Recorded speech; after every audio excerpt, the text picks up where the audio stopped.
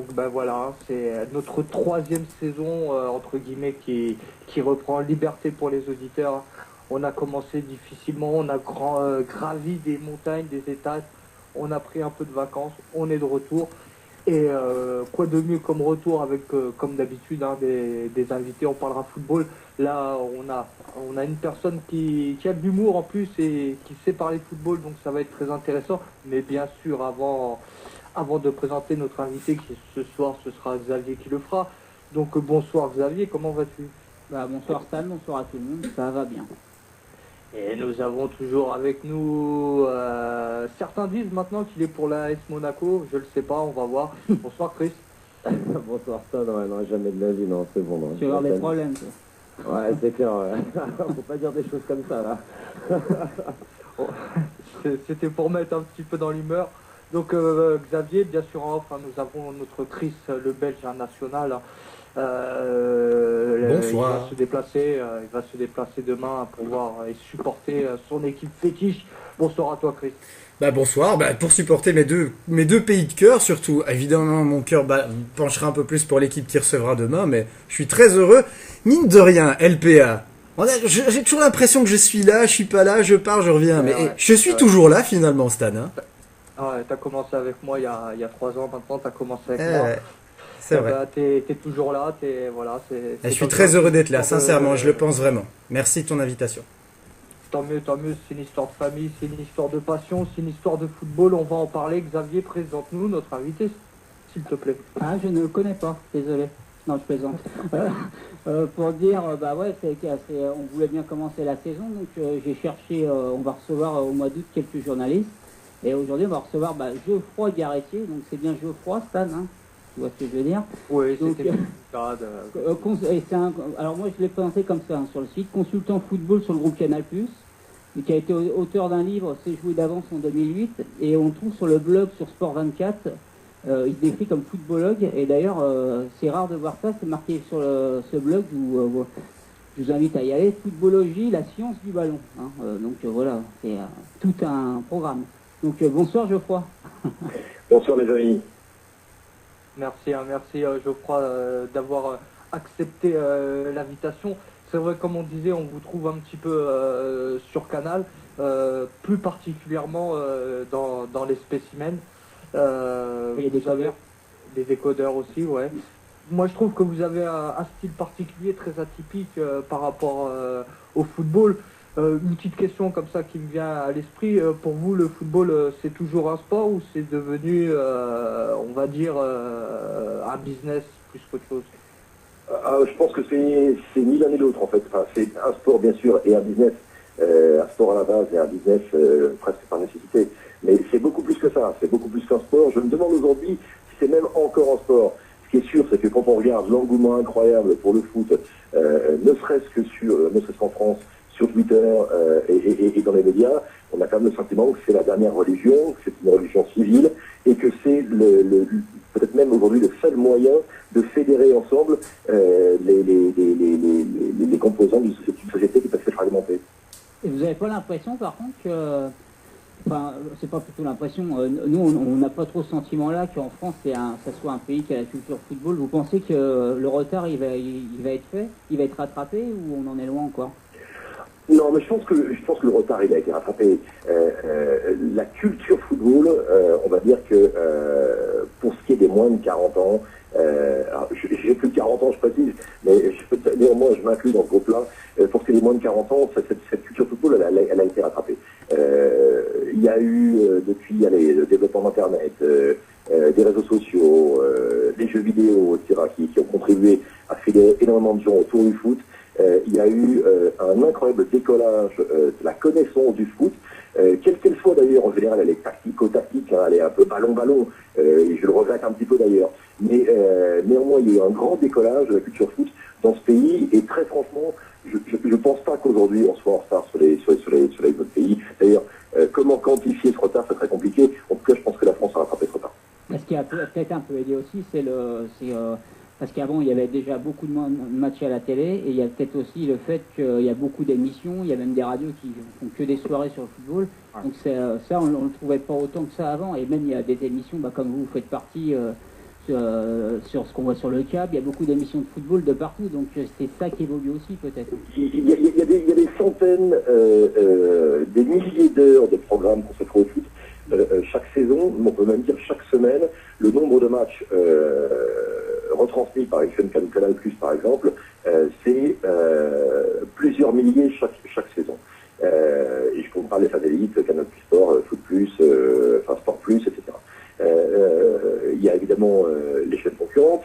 Et puis évidemment tout le programme, je dirais, d'habillage de l'antenne et des antennes autour du foot, à commencer par les talk shows dont vous avez cité gentiment des spécimens auxquels je participe depuis maintenant 3 ans.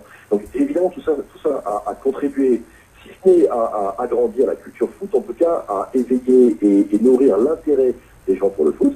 Et encore une fois, j'insiste sur ce point parce que c'est vachement important. Le foot est peut-être aujourd'hui le seul ferment de lien civil, de lien social de la société française. Et d'ailleurs, je pense même des sociétés occidentales. Donc, évidemment, ce phénomène ne va que se renforcer dans les années qui viennent. Et pour vous qui êtes sur Canal+, bien sûr, avec la concurrence qui est arrivée, Bein, est-ce que vous pensez, vous, que c'est... Geoffroy, j'aimerais vous tutoyer parce que je vous aime bien. On se tutoie, il n'y a pas de problème. Il n'a pas changé, il a toujours du mal à vous voyer, Stan. Non, comme à la maison, on va dire. Est-ce que tu penses que toi, c'est une bonne chose, Bein, l'argent des Qataris, cette concurrence sur Canal, est-ce que ça augmente un appel ou ça peut plomber...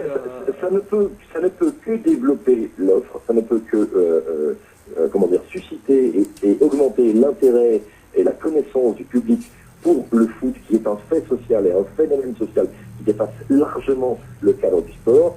Et je dirais que même pour une chaîne comme Canal+, qui est finalement le pionnier des droits TV en matière de foot en France, ça pousse toujours à se dépasser et à essayer de toucher l'excellence. Alors évidemment, moi je travaille pour Canal+, je suis consultant pour Canal+, je ne peux que dire du bien de cette chaîne-là, je peux aussi avoir un regard critique, et d'autres auront un regard forcément beaucoup plus critique que moi. Mais néanmoins, je pense que l'arrivée de concurrents, BIM pour ne pas le citer, l'afflux important d'argent à travers le PSG, et l'éruption de la Coupe du Monde, en tout cas l'attribution de la Coupe du Monde, même contestée à la Russie et au Qatar, je pense qu'au fond, c'est une bonne chose pour le foot. Et moi, j'ai envie de poser une petite question, Stan, par rapport au but de l'émission, parce que le but de l'émission, c'est souvent essayer de donner une meilleure image des supporters et des ultras, notamment, qui n'est pas très bonne auprès du grand public et de certains médias. Vous n'avez pas l'impression qu'on se dirige un peu, c'est parti un peu avec le plan Le Prou, qu'on se dirige un peu avec des stades un peu comme en première ligue, un peu plus aseptisés, avec un peu moins de chaleur et de ferveur? Je vais être franc. J'ai des copains, des amis, des relations qui ont été des ultras, du PSG notamment. Moi-même, je considère de manière tout à fait ferme qu'il était indispensable d'assainir la tribune du Parc des Princes, et que si le plan Le Prou a eu lieu, on va pas revenir dessus, parce que la situation était devenue intenable, et que c'était même la survie du club, la survie du PSG qui était en danger. Donc, une fois ce préambule donné, est-ce qu'aujourd'hui, pour un club comme Paris, pour un club qui prétend être, qui est déjà d'ailleurs, dans les clubs les plus riches et les plus connus du monde, est-ce que ce club qui prétend être un vainqueur régulier de la Ligue des Champions à moyen terme a aujourd'hui intérêt d'avoir un public ultra? La réponse est clairement non. Est-ce qu'il y a des ultras à Arsenal? Est-ce qu'il y a des ultras à Manchester United? Bien sûr que non, il n'en a pas. Il y en a eu il y a très longtemps, mais cette époque est définitivement révolue. Attends, je vais finir. Est-ce qu'aujourd'hui, pour un ultra, qu'est-ce que c'est qu'un ultra? On va essayer de définir ça ensemble. C'est évidemment la ferveur, mais c'est aussi une approche un peu rebelle, un peu rock'n'roll du football, avec des chants et avec des textes, avec une sorte de gestuelle qui rappelle, à mon avis, plus la culture rock ou la culture pop que la vision traditionnelle du foot en France. Donc, est-ce que ces ultras-là ont intérêt d'aller supporter un club comme le PSG aujourd'hui? Eh bien, pour moi, la réponse est non.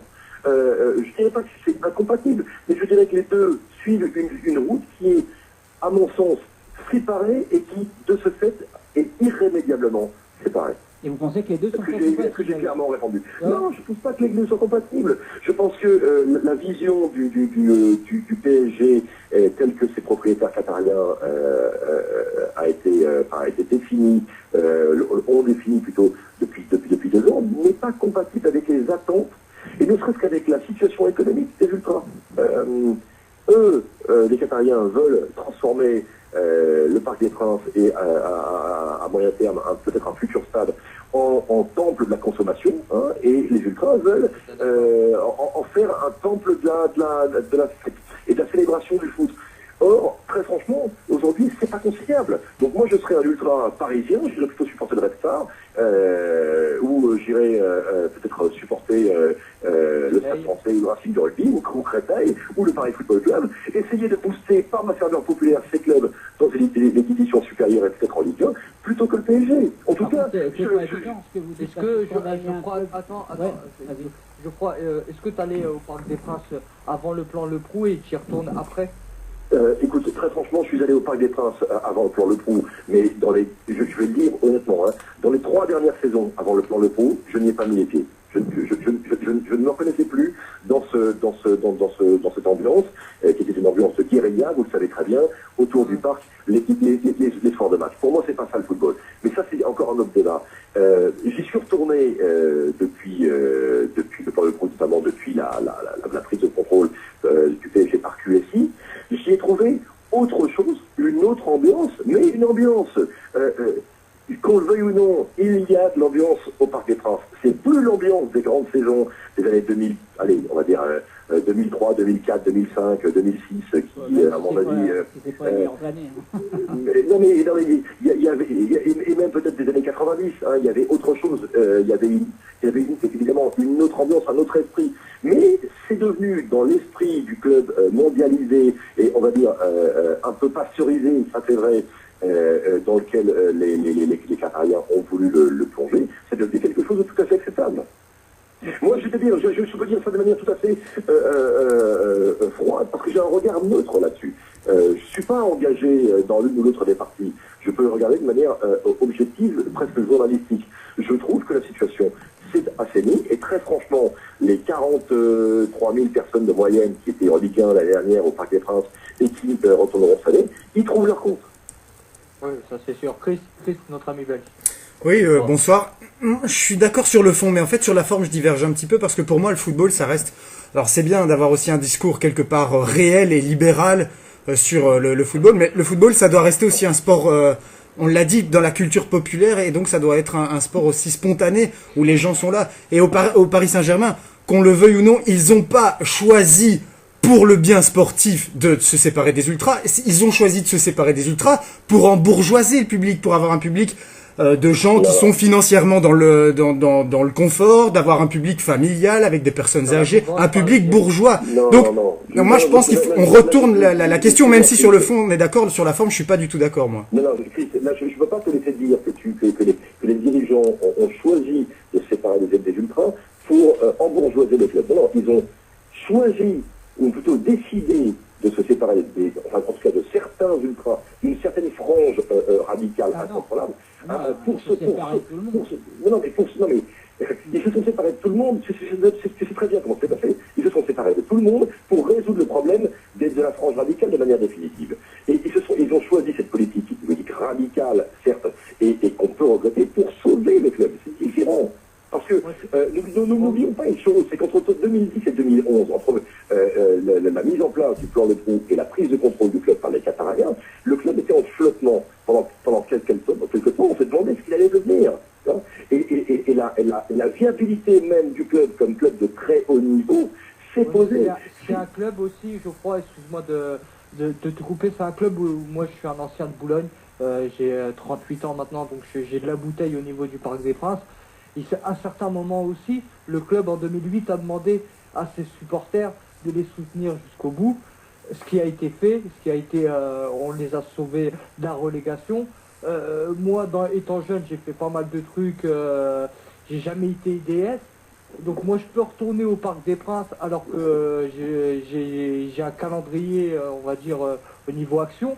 Et certains qui n'ont rien fait ne peuvent pas retourner au Parc des Princes. Est-ce que tu trouves pas que je pense que c'est sévère, et je pense que dans les années qui viendront, sans doute, ça finira par s'atténuer. Maintenant, je vais aller plus loin que ça. Tu as 38 ans, tu l'as dit, tu es un ancien de Boulogne, en tout cas des virages du parc. Moi, je vais te dire, être ultra, c'est une affaire de jeunesse. Et ce temps-là, d'abord ta jeunesse, tes 20 ans, tes 25 ans, quand tu allais délirer en tribune avec tes potes, ce temps est révolu. Tout comme quand j'allais au parc, au foot comme supporter, ce temps est révolu. Tu as grandi, tu as vieilli, et le club également a évolué. Je vais aller même plus loin que ça. Quand tu dis on a sauvé le club en 2008, non, les joueurs ont sauvé le club en 2008. Enfin, Vous les avez poussés, ok? Non mais c'est pas pareil, parce que je vais te dire une chose, cette appropriation sémantique que tu as fait, elle est au cœur du malentendu fondamental entre les ultras, okay, et le football et leur club de foot en général. Parfois, par un glissement progressif, parce que les joueurs passent, parce que les dirigeants passent, les entraîneurs passent, les présidents aussi, les ultras, on pense légitimement, ou les supporters pensent légitimement qu'ils sont la permanence, mais parce qu'ils sont la permanence, ils pensent qu'ils sont le club. Or, c'est pas vrai. Vous n'êtes pas le club. Le club, c'est un ensemble où font partie les supporters. Mais pas plus que ça, tu comprends? Et je dirais que lorsque tu dis qu'un club comme le PSG doit rester un club populaire, eh bien moi, je suis pas d'accord avec ça. La vocation aujourd'hui du PSG n'est pas d'être un club populaire. Le foot est un sport populaire. Mais la vocation du PSG, c'est de faire des bénéfices. Tu comprends? Et les bénéfices, c'est d'aller les chercher dans les poches de ceux qui ont de l'argent. Pardon, mais tout est dans cette contradiction. Moi, je suis totalement d'accord, encore une fois, sur le fond. Le Paris Saint-Germain n'aurait pas pu... Le Paris Saint-Germain, avec Ibrahimovic, Kanani, avec les Qataris, n'aurait pas pu rester dans l'ambiance, effectivement, beaucoup trop chaude. Alors, on peut varier sur les mots en disant parfois extrême, etc. Mais la différence, c'est qu'on ne le fait pas pour le confort du Paris Saint-Germain, et c'est là où... Pardon, mais dans votre phrase, je trouve que c'est une super contradiction entre le bien-être, quelque part, culturel, populaire du Paris Saint-Germain et l'aspect financier. On l'a clairement fait, selon moi. Alors, évidemment, je préjuge, on l'a fait pour des aspects uniquement financiers. C'est ça qui gêne peut-être plus les ultras, de mon point de vue belge et extérieur, évidemment. Oui, parce que moi, 38 ans, oui, c'est vrai, moi je veux plus aller au Parc des Princes. C'est surtout, j'ai des gosses, c'est surtout pour les générations qui arrivent que nous, on essaye aussi un petit peu de... même si ça sert à rien de le faire, c'est sûr, le lapsus que nous, on les a sauvés, c'est vrai que, tu l'as dit, Geoffroy, toi-même, hein, les dirigeants passent, les entraîneurs passent, tout le monde, mais il y a toujours pratiquement les mêmes têtes, enfin, à l'époque, au Parc des Princes. Donc, c'est une sorte aussi de sauvegarder un patrimoine. Après, maintenant, qui récupère le club pour en faire autre chose. Après, moi, qui fassent ce qu'ils veulent. Ils ont commencé avec le logo du club. Ils ont commencé avec les supporters, le logo.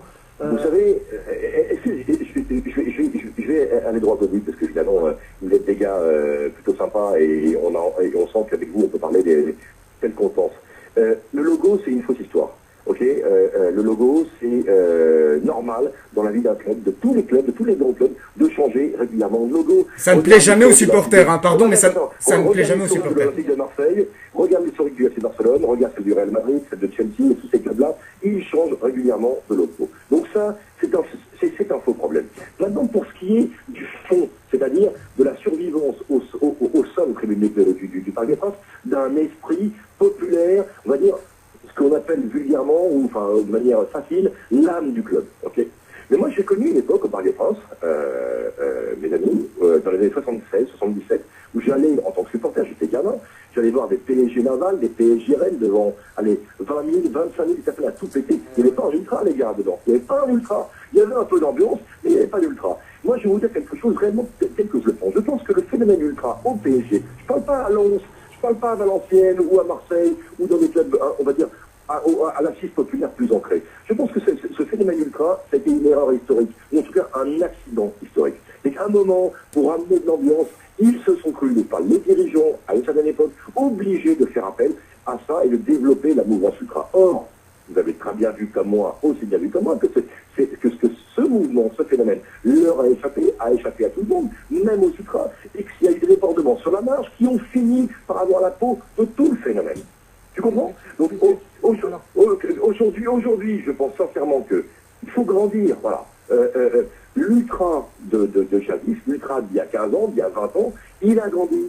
Et ce qu'il a vécu, il ne le revivra plus. Et je dirais même que ce qu'il a vécu, plus personne ne le revivra. Parce que c'est une autre Moi, chose. j'ai une petite question. Non, parce Attends, que... 30 secondes parce que je Ouais, vais parce oublier, que tout à l'heure, Xavier. tu peux rien Ouais. faire. Ouais, non, mais 30 secondes. Et là, je vous parle franchement, hein, je vous parle tel que je pense vraiment. Tant mieux, je crois que c'est ce qu'on veut. Voilà, c'est du cash, il faut que ce soit du cash. Qu'est-ce que tu penses alors, par exemple, d'une sorte d'ultra à Monaco qui se développe alors que le club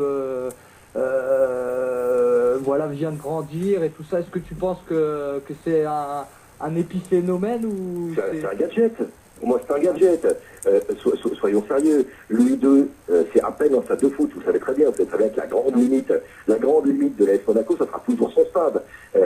S'il allait jouer à l'Allianz Arena à l'Allianz Riviera, pardon, de Nice, peut-être éventuellement, on pourrait discuter différemment. Mais le phénomène ultra à Monaco, s'il se développe, ça restera jamais qu'un gadget, d'accord?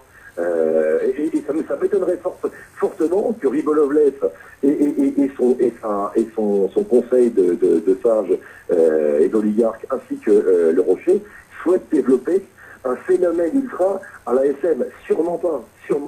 Vas-y, Chris. Moi, je suis carrément pas d'accord parce que franchement, quand tu vas dans un stade de foot, quand tu as ce qu'on appelle le 12e homme qui est capable de pousser ton équipe et à la transcender, je pense que pour le club, c'est quand même Mais ça n'a rien à voir. Mais ça n'a rien à voir entre 12e homme, phénomène public qui pousse son club et mouvance ultra. Faut pas confondre les deux. On n'a pas besoin d'une mouvance ultra, forcément, pour faire un stade de foot. Tu comprends ce que je veux dire? C'est contextuel, je dirais, le mouvement ultra, il s'est développé à partir du milieu des années 80. On voit bien qu'il a atteint son pic, et je pense même que son pic, il est derrière, tu vois. Donc aujourd'hui, il faut aussi que le mouvement ultra, tel qu'il se définit, enfin, en tout cas, tel qu'il se pense, se redéfinisse et voit quelle est aujourd'hui l'action en termes de support, en termes de tifo, en termes d'approche aussi du foot, qui correspond au football, on va dire, très commercial, très aseptisé des années 2010. Voilà. Non, mais moi, il y a... Regarde, juste prendre un exemple. Quand tu regardes le Nice PSG de cette année, on a une équipe, voilà, quand tu regardes l'effectif du PSG et l'effectif de Nice, je veux dire, il n'y a carrément pas photo, mais on a mobilisé tout un stade, tout un peuple, toute une ville derrière cette rencontre parce que c'est un peu le pouvoir infini avec des millions à gogo contre un club avec un faible budget. Et avec ce 12e homme, je pense que c'est ce qui a fait la différence sur ce match-là. On a réussi à l'emporter. Donc, mais c'est un championnat. À un moment donné, on parlait de Paris. On disait que les joueurs parisiens étaient tétanisés parce qu'il y avait une telle ambiance, que les supporters mettaient une telle ambiance à Paris, que les joueurs étaient tétanisés. Ils n'arrivaient pas à jouer leur niveau. Moi, je pense sérieusement qu'il faut un 12e homme dans un stade. Ça pousse ça mais ceci n'empêche pas. Je suis allé, écoute, je vais te donner quelques matchs que j'ai vu l'année dernière au parc. Le PSG Valenciennes où Thiago Silva a été expulsé par Castro. Le PSG Lyon, très important de la 17e journée, qui a une mémoire 17e ou 18e, où l'écart n'était encore pas assuré entre les deux équipes. Il y avait un public. Le public, il était là, derrière. Lors de PSG Barcelone, il y a eu un public. Tu vois ce que je veux dire? Donc ce 12e homme, il existe. Il existera de plus en plus. Mais je comprends que sur un plan affectif, ce sera très difficile de se séparer de ce qu'on a aimé, de ce qu'on a vécu, et d'imaginer qu'il puisse y avoir, on va dire, un avenir différent. Et à mon avis, c'est ce syndrome affectif dont souffrent la plupart des ultras aujourd'hui. Moi, je pense qu'aujourd'hui, à Nice, par exemple... du spectacle. Attends, Chris, Xavier, vite fait. Après, Christian, t'enchaîneras. Non, mais il y a énormément de choses qui sont dites parce que là, moi, je n'ai pas réagi, mais je suis quasiment pas d'accord avec tout ce qui a été dit de toute façon. Donc, après, Christian. Déjà de dire si voilà, maintenant c'est une histoire ancienne, on n'a qu'à les supporter Red Star, Paris FC Créteil. Moi, quand t'aimes un club, t'as pas envie d'aller supporter autre chose. Bon, après, il y a un autre souci, c'est qu'on s'extasie beaucoup, notamment dans les médias, sur l'ambiance en Allemagne, à Dortmund, tout ça. Je pense qu'il y a des ultras en Allemagne, il y a des grandes équipes, donc je pense que c'est aussi compatible. Après, il y a... À Dortmund, voilà, c'est ce que j'ai dit. Après, il y a un petit souci aussi, parce que voilà, on parle là, mais c'est un club quand même qui... Déjà, je pense que qu'il y ait un public à Paris, c'est sûr, le stade il est plein, peut-être plus qu'à une certaine période où il y avait des associations de supporters. Ce qui manque au PSG, je pense, c'est des associations de supporters, comme dans tous les stades, quand il y a des associations de supporters, l'ambiance est plus soutenue et le public suit. Maintenant, au lieu de parler peut-être d'ultra, les associations de supporters de Paris, il faut quand même savoir en plus que le Paris Saint-Germain, et bon, peut-être poussé c'est plutôt l'État qui fait ça, à chaque déplacement, tes supporters parisiens qui ne font pas le déplacement avec le déplacement officiel, il y a des arrêtés préfectoraux, des billets annulés. Moi, par exemple, je ne fais pas le déplacement officiel, comme j'étais un ancien des associations. Si j'y vais malgré un arrêté préfectoral alors que je ne suis pas un délinquant, je peux avoir des soucis. C'est quand même un problème qu'un club... Moi, voilà, le truc tout con, moi, vendredi, qui était sur Montpellier, même avec un billet, l'ami, je ne rentre pas à Montpellier PSG. Pourquoi? Parce que j'avais mon polo, j'avais mon polo Paris SG Fan, j'avais des couleurs qui étaient différenciées, des couleurs parisiennes, mais qui n'étaient pas en adéquation avec... Les amis, honnêtement, vous payez pour des années et des années d'exaction de mauvais comportements d'une minorité, d'une frange minorité, mais qui a contribué à, on va dire, salir ou parasiter l'essentiel de la réputation du club en termes de supporterisme. Moi, ce que je veux te dire, juste, et puis après je vais devoir vous laisser les amis, parce que déjà le temps file. Tu me parles de l'ambiance en Allemagne, ok, de Dortmund et des... la Bundesliga a cette particularité que dans les grands stades, les plus grands stades, même les plus petits, pour le match de championnat, on autorise ces places debout. À Dortmund, par exemple, le mur jaune, la sub-tribune, elle existe en Ligue des Champions, tout le monde est assis.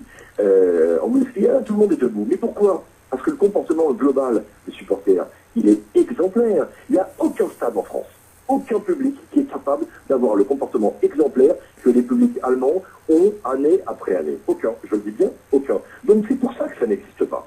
Donc c'est avant tout un problème d'éducation et de comportement individuel. Vous avez bien vu ce qui s'est passé l'année dernière, même si on peut en parler sur les... Ce serait dû à quoi, ça?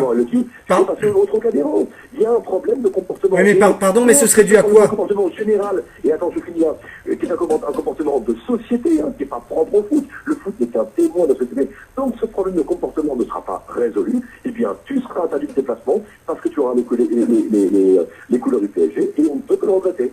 Sachant qu'au Trocadéro aussi, ce n'était pas des... Non, mais c'est de la société, c'est ce qu'il voulait dire. Voilà, c'était les amis. Le public qu'ils avaient choisi. Une dernière question avant que Geoffroy nous quitte, les amis. Allez, mais vraiment vite pour la fin. Voilà, dernière question pour la fin. Allez-y, battez-vous. Est-ce que, par exemple, on parlait d'Arsenal tout à l'heure et de Manchester et tout ça, est-ce que franchement l'ambiance anglaise vous fait rêver? L'ambiance anglaise me fait rêver. Alors évidemment, Arsenal n'est pas l'Emirates n'est pas le stade d'Angleterre où il y a le plus d'ambiance, et même Old Trafford, mais néanmoins, l'ambiance dans ces stades anglais est supérieure à l'ambiance dans les stades français. Pourquoi? Pour la qualité des chants, pour la ferveur et pour la voix unie des supporters anglais. Ils ont cette capacité à porter leur équipe que très peu de publics français ont, pour une raison tout simplement, et je veux dire tout le qui tient autant à la culture pop ou à la culture rock, à la culture foot, les Français ne savent pas chanter, ou en tout cas moins bien. Voilà. Et là, je pense que le public de foot français a encore de très très gros progrès à faire. Et je dis ça d'autant plus que à Paris, on est plutôt dans le haut du panier. Voilà les amis. J'espère que j'ai bien répondu. On pourrait en débattre pendant des heures. Ça m'a fait plaisir. Et je vous dis à bientôt. Merci beaucoup. Allez, merci à toi. C'était chouette. Ciao. Dis donc, pour une reprise, moi j'adore pour une reprise, je suis très content d'être là, moi. Très très content. Ça commence bien, mais par contre, si je pourrais rajouter un truc, moi franchement, bon ok, on a vu le système, comment ça s'est passé en Angleterre. Ils ont fait asseoir tout le monde. Il n'y a plus de... c'est un autre mouvement, c'est pas la même chose. Moi, franchement, l'ambiance anglaise, ça me fait pas bander, quoi, on va dire, quoi. D'avoir des mecs tous assis à chanter laisse-moi mon tambour, le mégaphone et des chants qu'on a en France. Je sais pas, moi ça me plaît pas. Mais Chris, il faut savoir aussi qu'en Angleterre, ils ont... Ça dépend, tu vas à Liverpool, par exemple, quand le cop il se met à chanter, et enfin voilà, à un moment donné, tu peux avoir les frissons, même si t'es pas supporter. C'est plus pareil qu'avant Liverpool, hein. C'est plus pareil. C'est vrai qu'il y a peu de clubs, qui peuvent reprendre un chant. Lens, tiens, ils parlaient de Lens, ils essayent de le faire leur Marseillaise à la Lensoise, je sais pas comment ils appellent ça. Il y a peu de clubs qui peuvent reprendre un chant où tu as peut-être 25 000 personnes qui le chantent. Donc c'est vrai que sur certains, je trouve, tu vas aussi au Celtic de Glasgow, en Écosse. Enfin voilà, t'as des clubs comme ça, anglo-saxons, où c'est vrai qu'ils nous mettent la pige. En Europe de l'Est aussi, en Turquie aussi. Ouais. Ah, les Turcs, bien sûr, même les Turcs, même les Gordiches, là, comme Regarde, on dit, même eux, en Serbie, en Croatie. C'est un truc de malade. En Serbie, en Croatie, regarde les résultats européens en Europa League et même parfois en Ouais, Ligue des mais Champions. la Ils gagnent Serbie, là-dessus. la Croatie, Ils gagnent des matchs là-dessus. Comme tu dis, la Serbie et la Croatie, c'est plutôt inspiré du modèle italien, tu vois, que du modèle anglais, quoi. Le modèle anglo-saxon, on va dire, c'est... Voilà, on a vu ce que ça a donné, maintenant ils sont tous assis. Ah mais Chris, bon, okay, c'est super, en Angleterre, ils ont été traumatisés dans les années 80. 80. C'est à cause de ça, Chris. Ils ont été traumatisés Ouais, non, par les mais drames. Je suis d'accord avec toi, mais moi, aujourd'hui, j'espère qu'en France, et on n'arrivera jamais à ce niveau-là. J'espère aussi, Moi, j'espère aussi. franchement, je suis plus dans une ambiance italienne, allemande, ce genre de choses. Il y a moyen de le faire en France, il faut discuter, il faut faire des choses, c'est possible. Je pense qu'on reçoit pas mal de journalistes dans cette émission. On essaye un petit peu de sonder le monde du football. On voit que, on va dire, les trois quarts sont un petit peu du même avis. Il fallait faire quelque chose au Parc des Princes, c'est bien ce qui a été fait. Le nouveau public, il est génial, ça chante à tue-tête. Donc voilà, tout est dans la continuité des choses. Tout le monde est content. Moi, je reste persuadé que ça fait des années que tout le monde attendait ça et que maintenant que c'est arrivé, personne ne reviendra en arrière. Donc voilà, moi je suis inquiet maintenant pour les autres clubs. Je suis plus inquiet pour le PSG, c'est réglé. Je suis inquiet pour les autres clubs comme vous, Niçois ou d'autres clubs, Nantes et même Monégasque. On voit que même à Monaco maintenant il y a des ultras et puis. Ouah, les ultras Roland Garros, quoi, le mec avec la mèche, Ouais, la ben poste, voilà, ça quoi. fait des articles, ça fait même des articles sur Liberté pour les auditeurs, ça fait des articles quand même. Voilà, Moi, je crois qu'il a une grande. Si je peux. rebelle. Stan, Ouais, vas-y, si Chris. je peux dire quelque chose, parce qu'après, évidemment, on va passer à autre chose. Moi, il y a un truc qui m'a vraiment gêné, je sais pas ce qu'en pense Xavier, parce que depuis quelques minutes, on l'a pas entendu. Mais Ouais, moi je préfère rien dire parce que ça m'a. t'étais un petit peu. Ah non, mais faut dire, moi, la Mais vie, on non, est là. non, on mais est là non, moi pour ce qui tout. m'agace un petit peu, c'est que tu viens, tu déblatères des choses comme il a dit, et tu restais pas 20-25 minutes parce que tout ce qu'il a dit, mais tu aurais pu, à chaque parole, tu pouvais le contredire. Ah, Mais ouais, ouais. Mais C'était c'est intéressant, c'était Xavier, d'avoir des gens qui compliqué. pensent différemment. C'est bien Non, aussi, oui, quelque mais, part. non, mais dans ce cas-là, tu laisses répondre les gens, et là, t'as pas été C'est vrai. possible.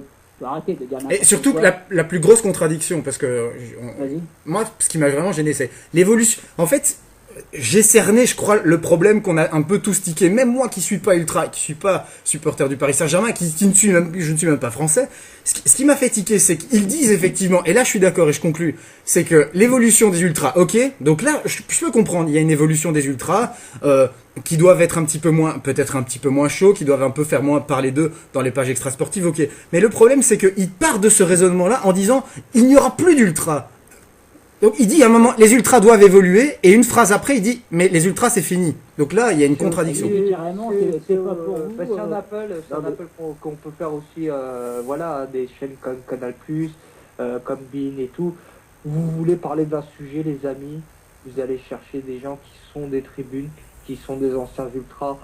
Faut arrêter de mettre des gens qui parlent de choses et qui ne connaissent pas, qui connaissent rien au sujet. Ça fait des polémiques, ça fait des amalgames, ça fait ce qui se passe ici. Voilà.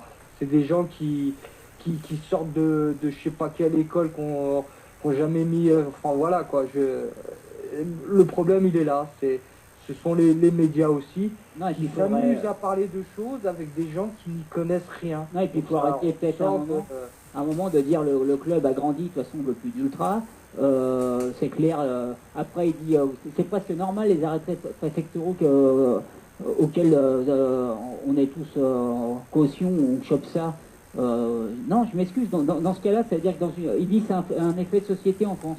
Ah, dans ce cas-là, quand tu as des incidents dans une école, tu vires toute la classe. Dans une cité, tu vires toute la cité.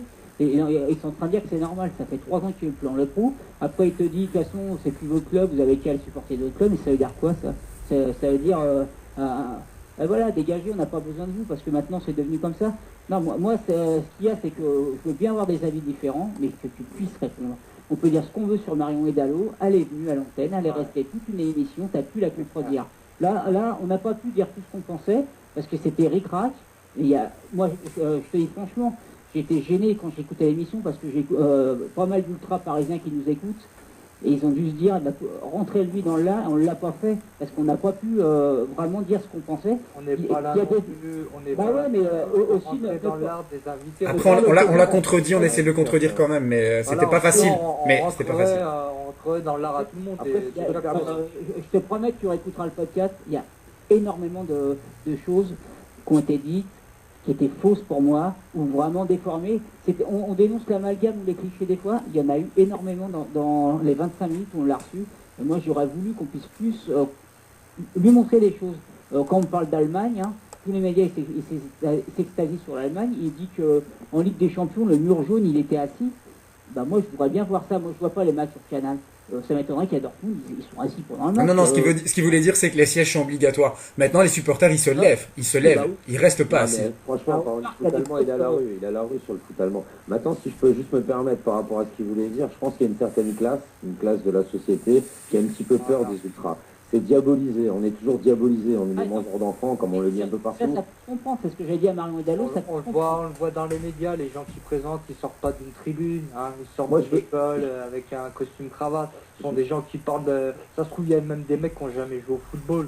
Voilà, ils Exactement. aiment le football et qui n'ont jamais joué au football, qui ne sont jamais tordus une cheville, qui n'ont jamais cassé un doigt de pied, enfin voilà. Et ils parlent de football. Ben, c'est un petit peu pareil pour les tribunes. Il y a des gens qu'on leur donne l'opportunité de parler d'un football populaire.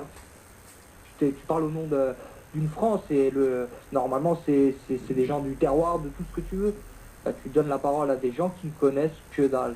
Donc voilà, on en sort à ça, faire des émissions où on Je pense pas écoute les qu'il a- gens raconter. Par contre, je pense pas qu'il y pense que dalle, notre invité. Je pense qu'il a un avis totalement différent. On parle des tribunes, on parle des tribunes. Le populaire, Bah, ils sont. voilà. J'ai eu l'impression, Voilà. je suis assez d'accord avec Stan, le populaire, il avait l'air de son carré quand même. Hein.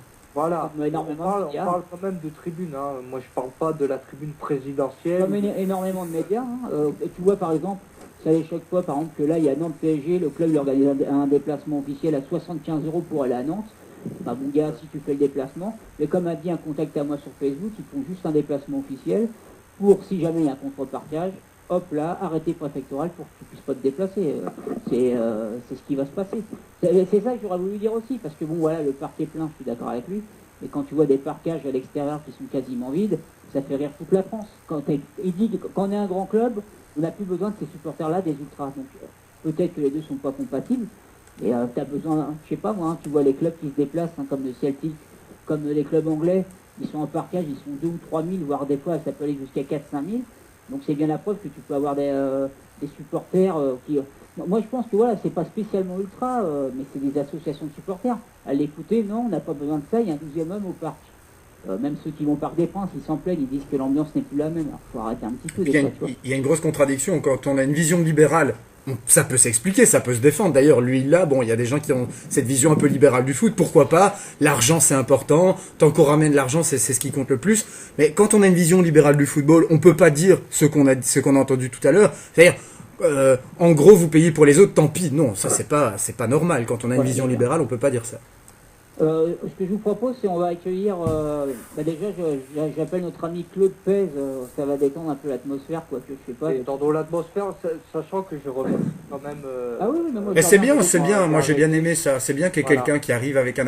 Je peux comprendre la frustration. On n'a pas eu le temps. C'est vrai que 2 heures, ça aurait été mieux. C'est ça, ouais, c'est plus de la frustration que c'était un peu court. Mais au moins, Voilà. c'est vrai qu'après Marion Hidalgo, c'est le deuxième invité où c'était un peu chaud, mais un peu court, malheureusement. Un peu court, un peu chaud, mais au moins il a dit ce qu'il avait. Moi, il n'y avait pas de langue de bois. Voilà, voilà. Il a non, annoncé bien qu'ils sûr. sont sans langue de bois de retour. Bah, Voilà. démarrer, c'était pas mal. Voilà. On va accueillir Claude Pez qui va, donc je t'appelle Claude à nous appeler. Et on va recevoir en même temps Jérôme qui est en contre-partage à Montpellier. Donc je vais le mettre dans la conversation. Il va être avec nous dans quelques instants. Rappelez évidemment aux auditeurs et aux ultras de dire évidemment ce qu'ils ont pensé. Je suppose qu'ils ont tiqué, qu'est-ce qui les a un petit peu choqués. N'hésitez pas à le dire sur la page Facebook de Liberté pour les auditeurs. Si éventuellement quelqu'un veut venir donner sa réaction à l'antenne, c'est possible aussi. Ouais. Hein, si quelqu'un veut venir participer à l'émission, On rappelle le donner numéro, son s'il vous avis. plaît. 09 70 44 93 07. Jérôme est là. Bonsoir Jérôme. Ouais, salut toute l'équipe. Salut, Salut, Jérôme. salut. Ça va bien? Ouais, nous, ça va. On est chaud, on est chaud, on est chaud. On est bien, j'espère que toi aussi t'es J'ai bientôt. prendre de l'ophytose, ça va mieux. Du Xanax. Jérôme, en même temps, Et au podium. comme je disais, hein, c'est bien d'avoir des avis différents, même si c'est dommage de ne pas avoir eu plus longtemps, mais bon voilà, on va pas se plaindre d'avoir des avis différents, c'est ça le but de l'émission aussi, hein, franchement. Jérôme, toi tu étais à Montpellier, donc en contrepartage, dis-nous comment ton ressenti, parce que je sais que je t'ai eu au téléphone le lendemain, tu étais un peu dépité. Ouais, c'est assez moyen. Nous, on est parti de notre petit groupe, voilà, on était à peu près 15. À savoir que moi, je suis un indep qui s'est rapproché depuis pas très longtemps du PTS, par aussi Jérémy il n'y a pas si longtemps que ça. On salue. Voilà. On salue nos amis du PSG Club Suisse, on peut les citer quand même. Hein. Voilà, du PTS, voilà. Et donc bon, nous, on a fait notre petit chemin, tranquille, on est arrivé là-bas. Bon, on arrive au match, on rejoint d'autres indeps directement en tribune Minervois. Bon, et puis le mot d'ordre il a été simple au niveau de la sécurité, c'est que tout le monde assis, sinon on fait venir la maréchaussée. Donc bon, nous après quelques explications avec eux, on leur a quand même demandé quelques explications, c'est-à-dire pourquoi on devait rester assis alors qu'on dérangeait personne. Faut savoir que bon, la Bouffaillade ou alors les ultras montpelliérains, il n'y a pas de souci pour eux, ils peuvent rester debout comme on nous a répondu, eux ils ont le droit, vous n'avez pas le droit. Donc il y a eu d'autres problèmes également en tribune, des personnes qui se sont fait légèrement embarquer, qui ont pu revenir dans le stade. On a pris des photos, ils ont pris des photos, des prises d'identité. Voilà. Donc c'est sûr, c'était pas un super déplacement. On n'était pas super nombreux non plus, on était, je pense, une cinquantaine grand max. Voilà. Plus ceux qui n'ont pas pu rentrer. J'étais sur Montpellier. Apparemment, il y en a qui n'ont pas pu rentrer, il y en a même qui étaient un peu éparpillés partout, apparemment dans les tribunes. Donc bon, tant mieux si pour eux ça s'est bien passé, mais en contrepartage, c'était vraiment pas l'idéal pour ce déplacement, quoi. Bon, après, faut rien lâcher.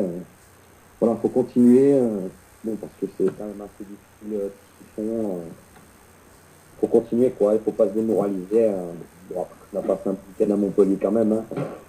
On a profité de la plage. Voilà. Un peu de vent au début, mais... Ouais, il y avait du vent. Ouais, putain, je vous dis, il y avait un vent terrible. Et qu'est-ce que tu penses, toi d'ailleurs, Stan, on va accueillir en même temps, il y a Claude, enfin, c'est pas son vrai prénom, hein, c'est un pseudo sur Twitter, Claude Pez, t'es là, hein. Salut. Salut. Bonsoir, messieurs. Merci d'être là. Bonsoir. Donc, on va dire aucun lien, alors. Ok, non. On revient vers toi. Si tu as une question, n'hésite pas non plus. Hein, comme tu as toujours un œil avisé un peu sur tout, hein, je te suis sur Twitter. Jérôme, qu'est-ce que tu penses, toi, quand on dit que les contrepartages, ça va être de plus en plus difficile cette année? Tu en as eu la preuve encore dès le premier match, non? Ouais, alors on en a un petit peu la preuve. Bon, après, c'est un petit peu... on n'a pas trop compris, parce que bon, il y avait quand même le parquage qui était ouvert, puis mettre un arrêté... je crois que moi, je suis arrivé jeudi à Montpellier, il n'y avait pas encore l'arrêté. Oui, sorti vendredi, je crois.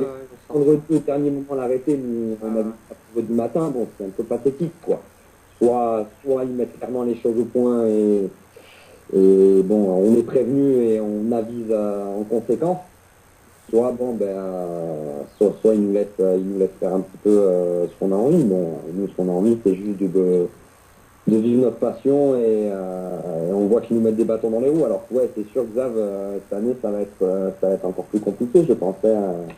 Et là, je m'en rends compte, parce que bon, là, quand tu faisais les déplacements officiels avec LPA ou quoi, bon, là, moi, qui étais ce week-end sur Montpellier aussi, j'ai pu me rendre compte un petit peu vraiment vraiment de la chasse qu'il y a pu avoir, parce qu'il y avait énormément aussi de policiers, énormément de civils qui étaient présents, qui étaient aux aguets. C'est vrai que le ton est donné pour le début de la saison. Malheureusement, il faut qu'ils s'attendent à qu'on lâche pas l'affaire. Ouais, mais c'est vrai que autant il y a peut-être l'année dernière, ça passait peut-être plus. Là, cette année, j'ai bien l'impression que tout est mis en œuvre pour vraiment éradiquer notre race. Ouais, ils veulent nous décourager, quoi. Ils comptent sur ça, ils comptent que sur ça. Ils disent qu'un jour on va se décourager et que ça passera, quoi. Et en plus, c'est pas toi qui me l'as dit ouvertement, mais j'ai lu sur les réseaux sociaux un peu, il disait qu'à Montpellier, la sécurité avait un peu joué entre guillemets les cow-boys à être un peu dur. Ah ouais, Nous, ça nous a pas surpris parce que nous, on a souvent Sylvain, qu'on avait eu Narpé et puis son père qui était intervenu à l'antenne. C'est vrai qu'à Montpellier, la sécurité, ils ont l'air assez tendus. Hein. Le truc qui est un peu paradoxal, c'est que tu vois, ils ont fait les tendus, mais en discutant avec eux, on leur a demandé pourquoi nous, on ne pouvait pas être debout, pourquoi ils voulaient nous faire descendre. Parce que le mot d'ordre du match était de nous faire descendre pour pas qu'on dérange les gens. Puis à côté de ça, on leur a demandé pourquoi la butte paillade pouvait rester debout, quoi. C'est-à-dire que nous, on demandait les mêmes choses qu'eux. Bon, concrètement, ils ont dit que sur ça, on avait complètement raison. Mais bon, à côté de ça, comme tu dis, ils n'ont pas hésité à faire les Golgoth et à jouer la force, quoi. Et à essayer de nous intimider en nous disant que la police pouvait intervenir à tout moment et dégager à tout moment des tribunes. Donc c'est sûr, ils ont joué sur ça, ils ont joué sur la force, ils ont joué sur l'intimidation. Donc c'est des choses auxquelles on a...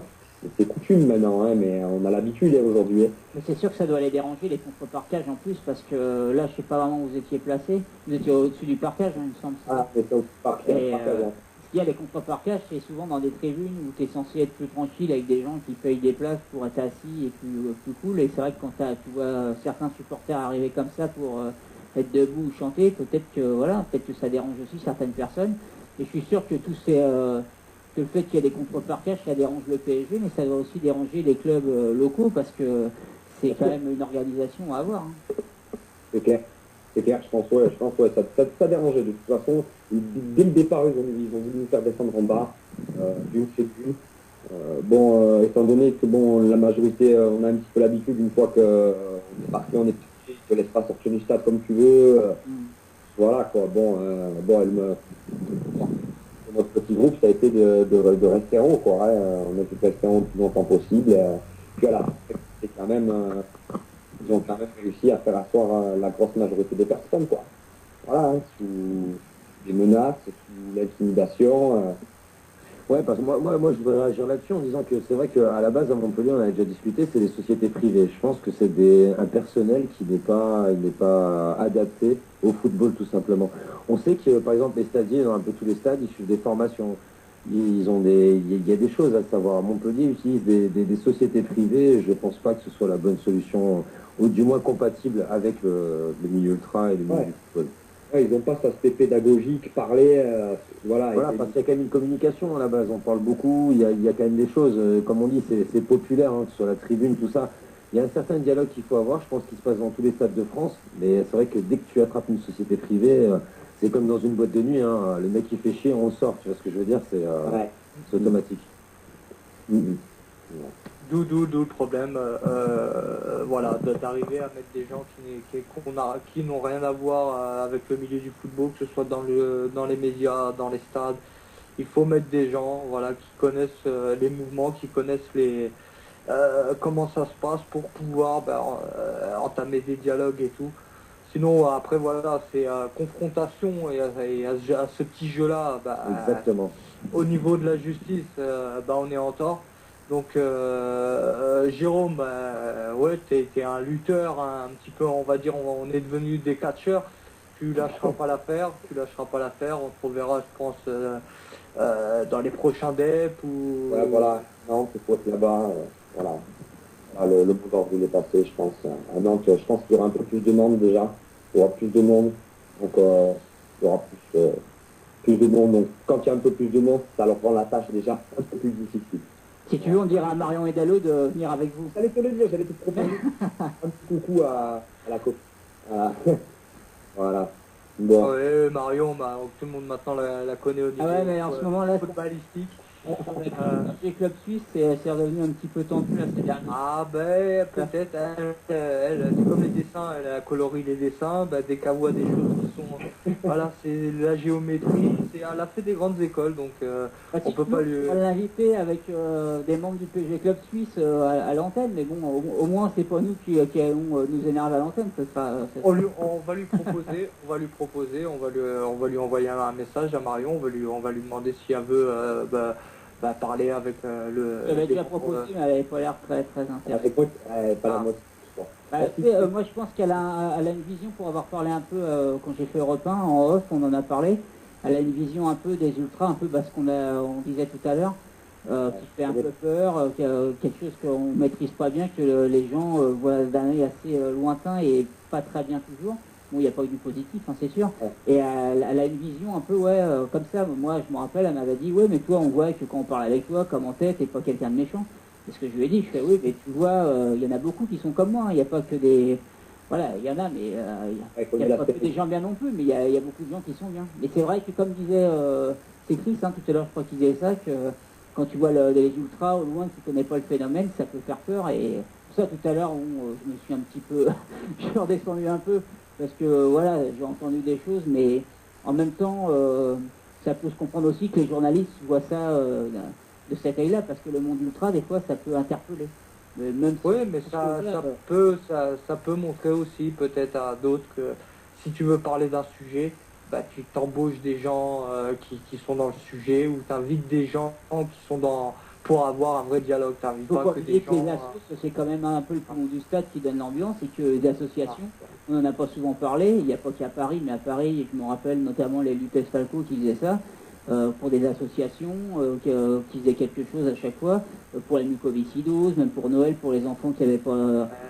voilà, donc ça on en parle moins, et c'est ça qui est dommage. Tout à l'heure, quand je lui ai posé la question sur le monde ultra, je pensais pas que ça en viendrait à cette discussion-là. Donc voilà, c'est là qu'on voit qu'il y a un petit malaise entre le monde ultra et puis les grands médias, parce qu'on n'a pas tous le même point de vue, quoi. Peut-être que nous, on n'est pas objectif non plus, on est trop idéaliste et on voit trop bien le monde ultra. Je pense qu'on est assez objectif parce que on essaye d'avoir la vision aussi externe des. On serait que obtus, on n'inviterait que des ultras, on parlerait que de ça. On n'inviterait pas des gens qui. Et on pense plus d'un côté, c'est vrai quand même, quoi. Ouais. Oui, comme on dit, nous on prêche pour nos paroisses, hein, comme on dit chez moi. Donc c'est normal qu'on apportera l'équation A plus B, qu'on a raison. Et c'est une raison de plus pour que les ultras, ils n'hésitent pas à venir ici sur la station, parce que les grands médias, c'est pas eux qui leur feront des cadeaux ou qui les recevront les bras grands ouverts. Il y a intérêt à ce qu'ils viennent s'exprimer chez nous. Bon, bien sûr, ne pas trop dire de trucs, parce que voilà, c'est sûr qu'on ne sait pas qui écoute. Mais ici, ils sont en amis, ils sont pas là pour leur prendre des pièges, bien au contraire. C'est pour essayer de redonner une meilleure image des ultras et des associations de supporters, parce que c'est de pire en pire, surtout que certains médias n'en parlent pas vraiment bien au contraire. Ouais, mais voilà, les gens, ils doivent s'informer, tu sais, c'est pas bien utile aujourd'hui d'aller faire un tour sur le terrain ou même d'en parler avec certaines personnes. C'est tellement facile de s'informer qu'aujourd'hui, il y a des gens qui font des amalgames mais beaucoup trop rapides, en regardant beaucoup trop les médias, en regardant trop la télé. Et je trouve ça étonnant que des journalistes aujourd'hui qui peuvent très facilement se renseigner et avoir des avis différents sur le sujet, puissent faire des amalgames aussi faciles et ridicules, quoi. J'ai envie de te dire aussi, c'est à nous aussi de ne pas faire l'amalgame, des fois de dire de toute façon les médias c'est tous pareil. Il y a des médias qui sont bien, qu'il faut savoir avec qui parler, et d'autres qu'il faut se méfier, mais ils sont pas, faut pas dire tous pourris, hein, c'est comme en politique. C'est clair. Amigo, tu reviens quand tu veux. Tous les PCS, tous ceux qui sont dans la ligue. Chocolat et puis des sous, hein, parce qu'il ouais. J'attends mon écharpe, moi aussi. J'attends mon écharpe gratuite parce que j'ai pas de sous là. Donc non, mon ami, tu viens quand tu veux. Tout le monde est... Alors, je prends 2 minutes pour dire un petit truc. Vas-y. Le PCS, il a évolué un petit peu dernièrement parce que bon, il n'y avait pas assez de sous, on va dire, dans le groupe. On va dire qu'il y avait quasiment que des Français dans le groupe, donc le groupe il a un petit peu évolué. Jérém et quelques collègues, on a eu une réflexion assez rapide. Hein. Bon, pour un petit peu, pour que le groupe ça nous représente un peu plus au niveau du nom, le nom il a changé, ça s'appelle maintenant la 5e colonne. On est une petite vingtaine, voilà, on est un petit groupe sympa, avec un mélange de filles, de Français, d'Indep, d'autres groupes de l'époque. Il y a des Lutèce Falco, il y a du Boulogne, il y a du Brigade Paris, il y a un petit peu de tout le monde. Je fais un big up à tout le monde, voilà, et je leur fais un bisou à tous, je vous aime. Et puis, vous viendrez reparler du groupe, s'il vous plaît. Voilà, ouais, quand vous voulez, voilà. Il n'y a pas de problème. Moi aussi, je salue pas mal de monde aussi, du PSCS, de Boulogne, de tous. On a montré encore ce week-end qu'on était présent et qu'il fallait compter sur nous, c'est l'essentiel. Mon ami, tu reviens quand tu veux, la porte est ouverte et longue vie à 5e colonne. Allez, avec grand plaisir les gars. Salut. Merci. Ciao. Salut. Ciao, Merci ciao. à toi. Salut. Bah donc Stan, je reprends notre invité, hein. On a le célèbre sur Twitter Claude Pez. Alors c'est ce que j'expliquais l'autre fois, hein, puis j'expliquais en off. Sur Twitter il y a pas mal, je sais pas comment présenter, c'est pas des comptes humoristiques. Vous avez pris quoi? Vous prenez des noms un peu de vedettes et vous mais un peu pas déformés.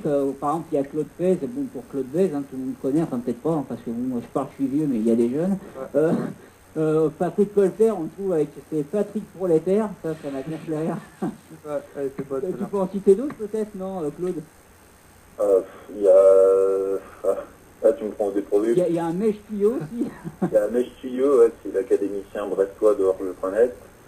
Il y avait à l'époque, sur Orge, il y avait Coco Sududo. Non. Il y avait... merde. Non, après, ouais, sur Twitter, il y en a quelques-uns. Il y a Christian Bourpif. Christian Bourpif. Ouais, il y en a quelques-uns comme ça. Mais moi, à la base, le pseudo, ça vient depuis que j'écris pour Orge.net, donc depuis 3 ans. Et, Ouais, d'ailleurs, c'est pas Orge.net, c'est Alex Cariou, il est pas de ça aussi? non, il est écrit, lui, c'est le football vrai. Ah ouais, voilà, c'est ça, ouais, je l'avais entendu, parce que, alors Stan, pour pas te mentir, je les avais entendus, ils avaient fait une soirée tweetos, on va dire, sur une radio concurrente, on parle souvent, c'est avec notre ami Daniel Riolo, et justement, Claude s'était fait un peu rentrer dedans par notre ami, il me semble. Ouais, parce qu'il parlait du football, tu parlais du football business, comme quoi tu dénonçais un peu, et lui, il comprenait pas trop, quoi. Non, lui, ce qu'il n'avait pas compris, c'était ma vision du football vrai, et puis comme il nous a pas laissé en poster une, on n'avait pas pu trop t'expliquer. Mais toi, ça fait combien de temps que tu es sur Twitter, par exemple? 2 ans, 2 ans. 3 ans, je sais plus. Et donc, vous êtes tout un petit groupe là qui commentait tout le temps le football et un peu, vous faites un peu du second degré, voire peut-être du troisième degré. Et, c'est toujours un peu des petites piques et puis un peu d'humour, quoi. C'est du Bah, limite c'est ça, sketch, c'est- non? Non, mais c'est quand tu supportes les Girondins ou autre club qui ne fait pas régulièrement qui n'est pas régulièrement au haut du tableau, soit tu es supporter à fond avec la mauvaise foi qui va bien, soit au bout d'un moment, t'apprends aussi à rire de ton club, ce qui t'évite de t'allumer avec la moitié de ta famille, tes potes, ou même ton patron au boulot parce qu'il supporte un autre club. Ah bah, de toute façon, c'est comme avec supporters parisiens. Je pense que Stan, tu peux témoigner. Bon, maintenant peut-être un peu moins pour ceux qui supportent le club, mais quand tu es supporter du PSG, tu as intérêt d'avoir un peu d'humour, hein, parce que sinon tu es mal barré dans la vie. Hein. Je crois que quand tu es supporter en général, hein, à part si tu aimes que le Barça, le Real et Manchester, Ouais. tu es quand même obligé de temps en temps de rigoler de ton club. C'est vrai qu'à Bordeaux, nous on est servi, hein, on a tout ce qu'il faut pour bien rigoler. Et justement, toi, tu es vraiment t'es un grand supporter de Bordeaux. Ah ouais, depuis que je suis gamin, depuis que je sais ce que c'est le football. Mon père était supporter des Girondins, mon premier match au stade c'était à l'Escure. Donc c'est devenu mon club de cœur. Tu mets bien à De Paris. toute façon c'est le seul que je connaisse, quoi. Et t'as une page justement sur Facebook, je sais pas si c'est la tienne, Scapular Academy, c'est toi? Ouais, c'est ça, c'est la page où je relaye en fait les académies qui sont écrites pour Orge.net. Voilà, d'accord. Et c'est quoi ta vision? Et ta vision, toi, sur Bordeaux, ça doit être triste, hein, c'est la dernière saison, hein, c'est pas la joie. Hein. C'est pas jouable, ouais, on a un actionnaire qui n'a pas les poches pleines, enfin, qui n'a pas les poches pleines, qui n'a pas envie de les avoir, qui est M6, qui a décidé qu'il serait le seul actionnaire de France à ne pas perdre d'argent avec le club.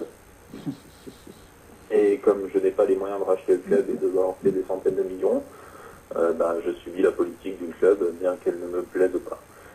Ça m'empêchera pas d'aller au stade et de supporter l'équipe, quand bien même on finisse 15e ou dans le ventre mou avec une seconde. Bravo.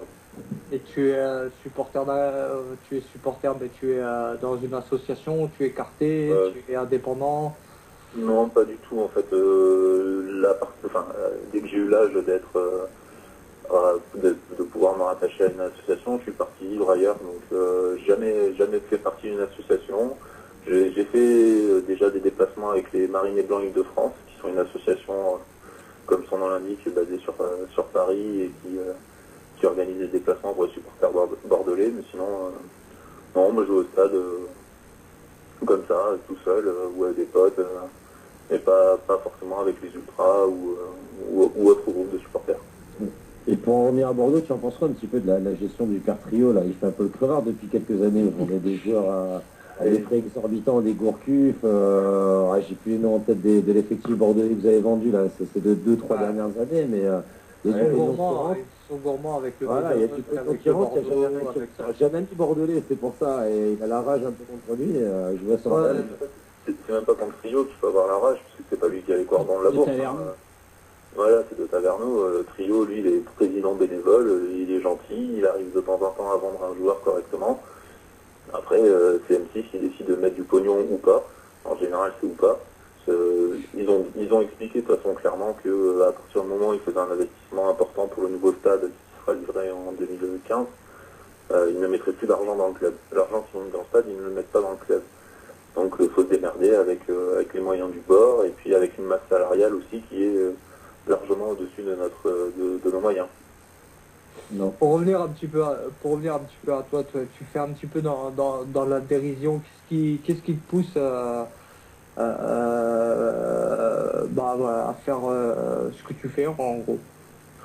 À la place, j'ai commencé à écrire pour Orge.net parce que je m'ennuyais. Je venais d'être muté professionnellement en Picardie, dans un bled pourri. Ah d'accord, je comprends alors. L'ennui m'a poussé à commencer à écrire et puis encouragé par quelques potes à postuler pour Orge.net qui cherchait un mec pour les Girondins.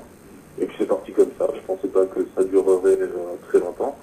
Et ça va faire c'est la 4e saison que je vais faire pour le site. Et voilà, c'est quoi ton objectif ultime en fait par rapport à tout ça? L'objectif, j'en ai pas vraiment. Je suis pas étudiant en école de journalisme ou en école de com. Piquer la place à Riolo. Voilà, être sur un papier. Ouais, non, avoir l'air aigri à la radio, ça, je pense pas. Non, j'ai pas de but vraiment parce que j'ai un boulot, j'ai une vie. Je veux dire, là à côté, c'est un à côté, c'est juste du plaisir. Le jour où j'arrête de prendre du plaisir à écrire, j'arrêterai, quoi, c'est tout. Vraiment, c'est juste un passe-temps pour moi qui me permet de déconner et puis voilà, avec Twitter, de rencontrer des gens sympas qui boivent une bière ou discuter, que ce soit des Marseillais, des Parisiens, des Nantais, même des Toulousains. Et toi, par exemple, tu arrives à communiquer bien, même avec certains journalistes, d'RMC, d'RTL ou d'autres, via Twitter? On va dire que les journalistes qui sont sur Bordeaux, donc pour l'équipe, le journal local, donc Sud-Ouest, les radios et tout ça, sont assez accessibles. Puisque bon, on n'est pas non plus un club immense où il y a 200 journalistes qui gravitent autour.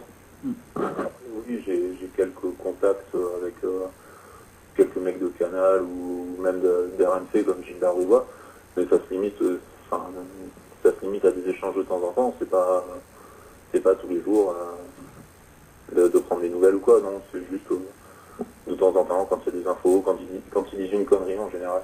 Parce que moi, souvent, on m'a dit, mais pourquoi vous invitez pas Daniel Riolo? Donc, ça fait 5-6 fois que je l'ai interpellé sur Twitter, mais j'ai même pas eu une réponse, rien. Donc, je me disais, est-ce que c'est pour tout le monde que c'est difficile quand il suit? C'est pour tout le monde, hein. Je crois que Daniel Riolo, sur Twitter, il suit son patron, l'adjoint de son patron et des gonzesses. Ah non, attention, on a un ami à nous qui fait partie de la station, qui s'appelle Domenico. Mais c'est un spécialiste football italien, donc ça a dû aider. Ah, c'est possible ça. Non, après non, Daniel Riolo, j'ai vu, hein, j'ai participé à une émission avec eux à Toulouse, c'est un peu la star de RMC, hein. C'est le mec il y a des mecs qui font la queue pour faire dédicacer à Racaille Football Club avant l'émission et après. J'étais étonné de ça. C'est vraiment une star. Il faut des groupes pour tout le monde. Tout à l'heure, c'est ce que on n'a pas eu le temps de lui dire à Geoffroy Garetier, c'est que ce que disent les médias quand même, ou à la radio ou à la télé, pour beaucoup de gens, c'est pris pour argent comptant et ils pensent vraiment que c'est presque La méconnaissance, on en revient à la méconnaissance. Ouais, mais les gens pensent vraiment, par exemple, si toi tu vas pas aimer ce que va dire un Daniel Riolo ou tout à l'heure ce que dit par exemple notre invité, et ben tu peux ne pas avoir le même avis, mais voilà, ou des fois tu vas être d'accord avec lui et sur d'autres sujets pas, tu vois. Et il y a des gens qui prennent vraiment argent comptant ce qui est dit et puis ils pensent vraiment que c'est ce qu'il dit ça, En fait, oui, c'est comme de la soupe. Ils boivent une soupe et puis basta. l'impact des médias est très fort, hein, l'impact des médias mine de rien. Auprès. Ah non, oui, c'est clair. C'est pour ça que, voilà, après quand tu fais ce métier-là, il faut y aller, faut être carré, il faut être droit,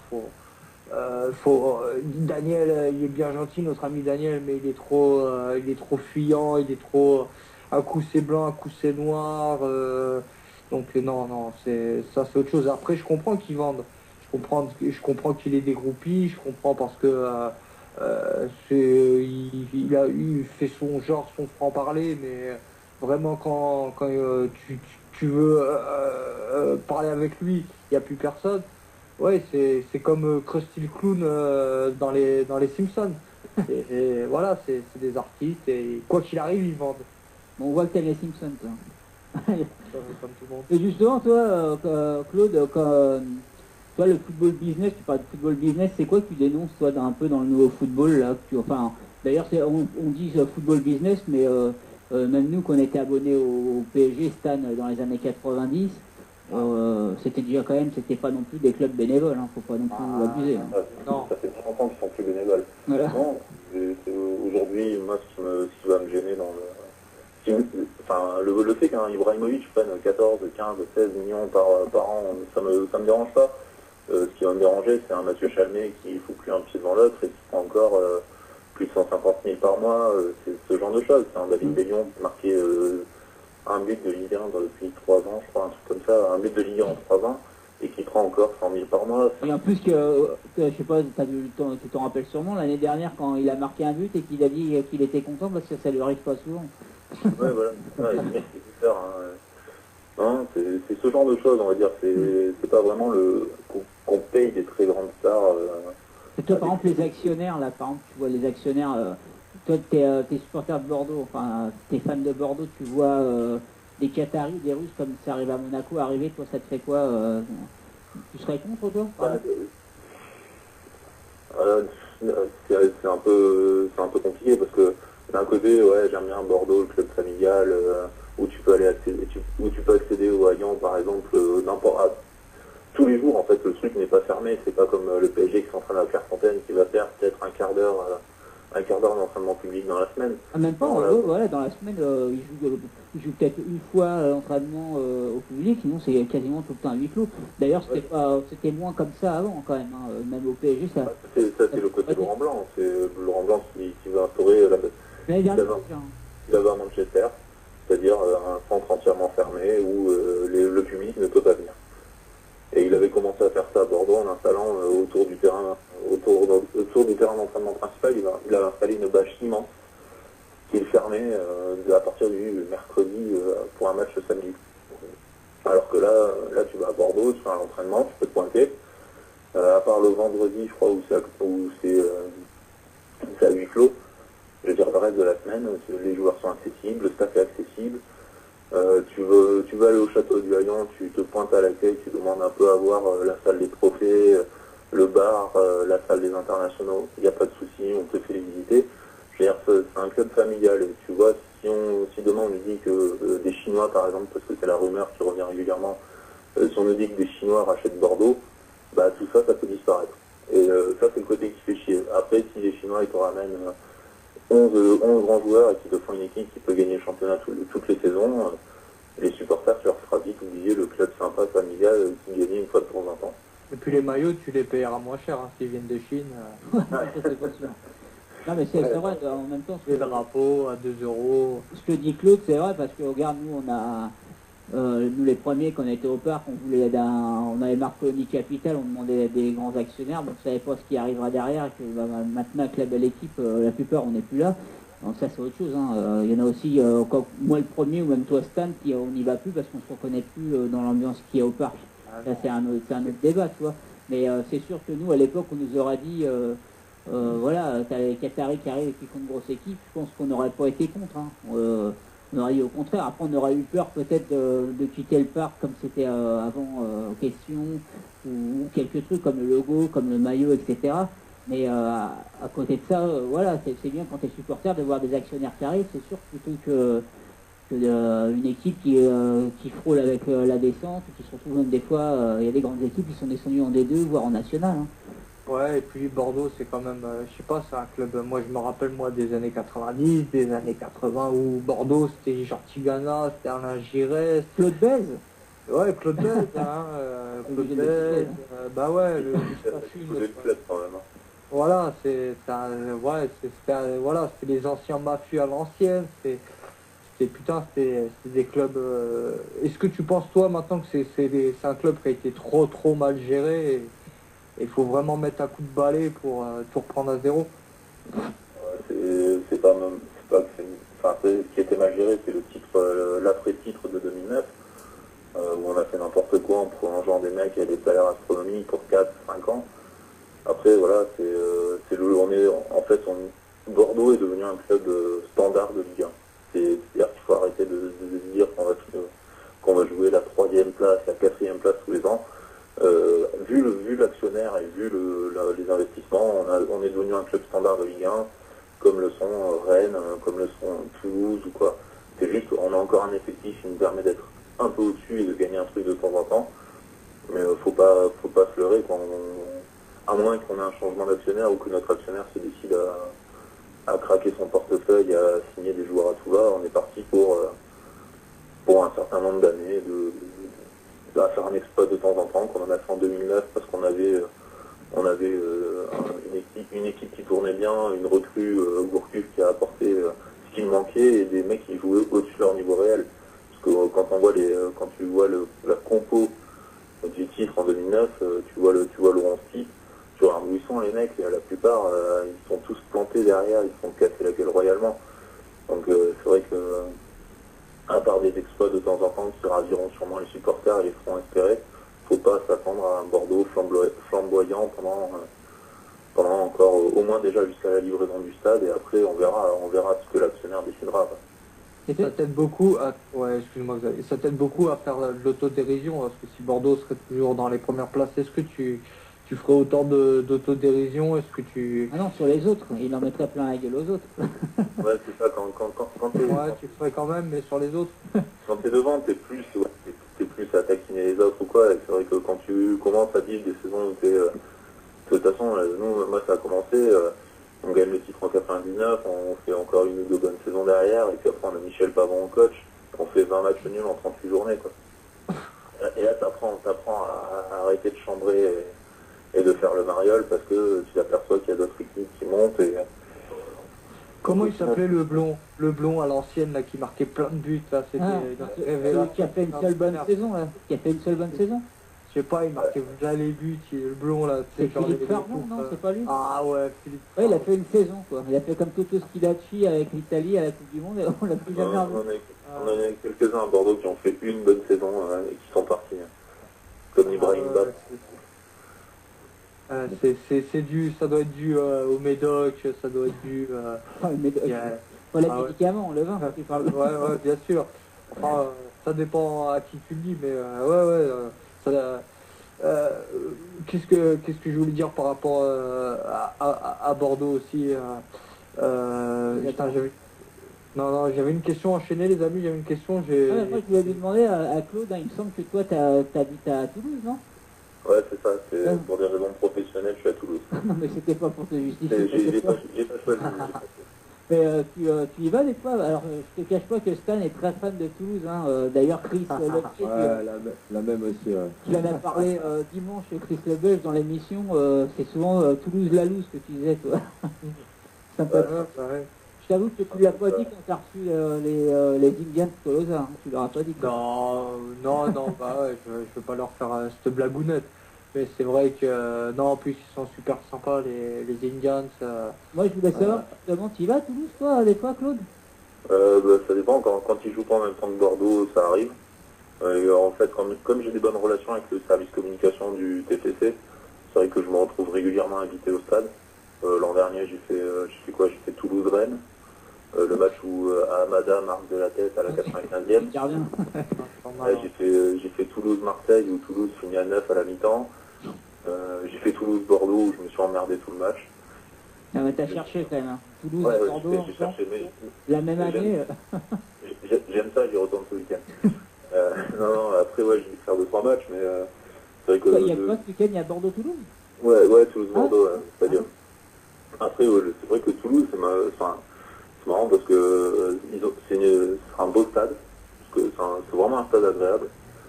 Le problème, c'est qu'il est vide.